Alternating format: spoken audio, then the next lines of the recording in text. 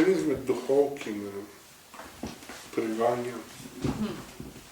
Mimo te knjige, me pa zanima svoje mnenje. Okay. Je tista zgodbica, ko smo nabrali v osnovni šoli od Prežihovega Voranca, Dobro jutro. Se spomniš te zgodbe? Ne, se spomnim samo samorastnikov. Mali deček zjutraj pele v šolo hodi in v šoli se začne grda raznarodovalna politika in jih silijo, da nemško govorijo. Doma ga oče sili oziroma drži pri tem, da slovensko govori.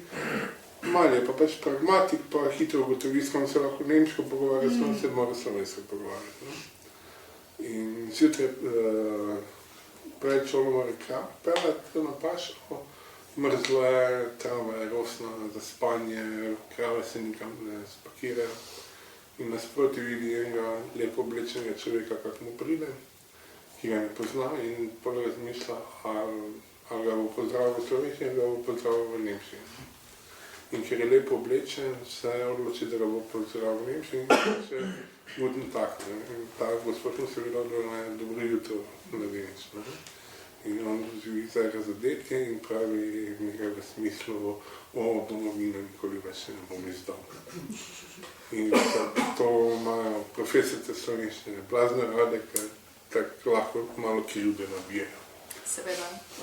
Mene zanima, če malo krivde tudi pripisani v angleščini, če je ta element izdajstva zraven.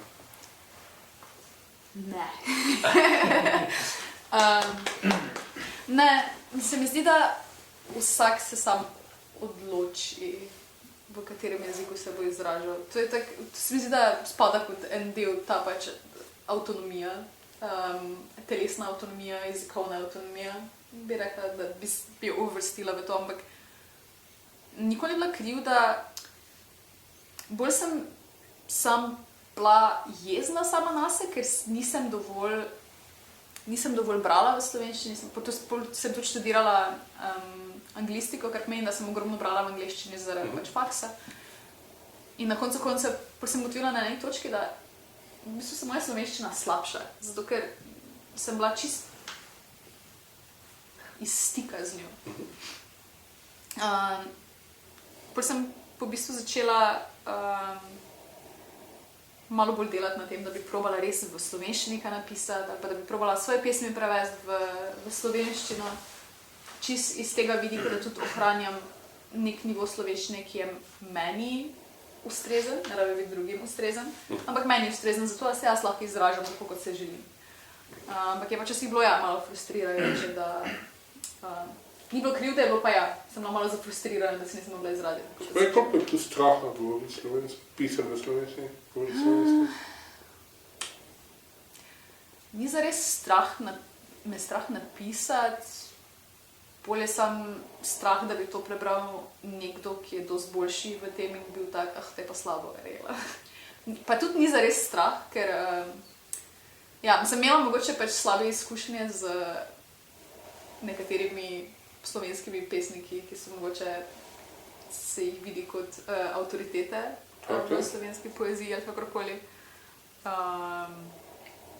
Tako da sem po tistem se malo umaknila iz slovenščine. Se pravi, to je nek zafrustriran pesnik in najbolj profesor na faksu povzročil. Tako je. Jaz bi temu rekla, ni nujno vse dobro vsem zato, ker je tradicija.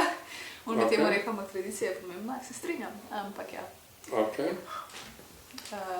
tudi povezano, Mislim predvsem, samo to, da se pusti mladim pesnikom, da delajo napake, pa da pišejo slabe pesmi. Ker na koncu koncev vsak od nas kdaj ne piše slabo pesem. Ni tako, da lahko ustvarjaš samo dobre pesmi neprenehoma. Tako da mislim, da je to predvsem to.